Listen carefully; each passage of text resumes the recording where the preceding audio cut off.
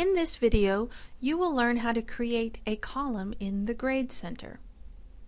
To begin, let's click on the Grade Center link in the control panel, and let's click on the Full Grade Center link. At this point, I'd like for you to click on the Create Column button, and now I would like for you to type in your column name. I've typed in Essay 1. In this example, I will have my students submit a paper in class. I will manually grade those papers, and then I will type in the grades in my eLearning Grade Center. So I've given this column a name. I can at this point give it a Grade Center name. This will be the name that will show up in my gradebook. It is strongly recommended that you leave this field blank. This will mean that the column name will appear as whatever you've typed in the column name field. I can then type in a column description. Below, I have the ability to specify the primary display and the secondary display. The most commonly used option for primary display is the score option. However, notice I have other options I can select from. Another commonly used option would include letter grade.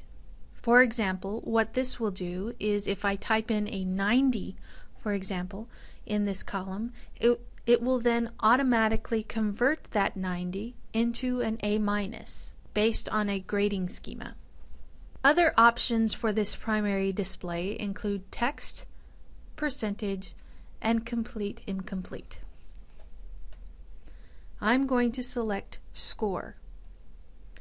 Notice in addition to the primary display, I have the ability to specify a secondary display. The secondary display is visible only to the instructor.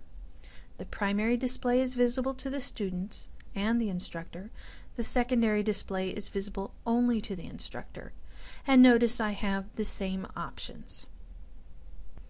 At this point, I can choose a category if I want to categorize my grades. For example, all of my tests I can categorize as tests or assignments, etc. I will then type in the points possible. I can associate a rubric if needed.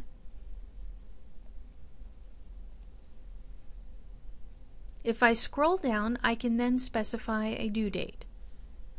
If you specify a due date, as that due date approaches, the students will receive notification on their My eLearning page and in their daily emails they receive that a deadline is approaching. So it is recommended that you consider setting a due date for any assignments or any columns that you create in your course.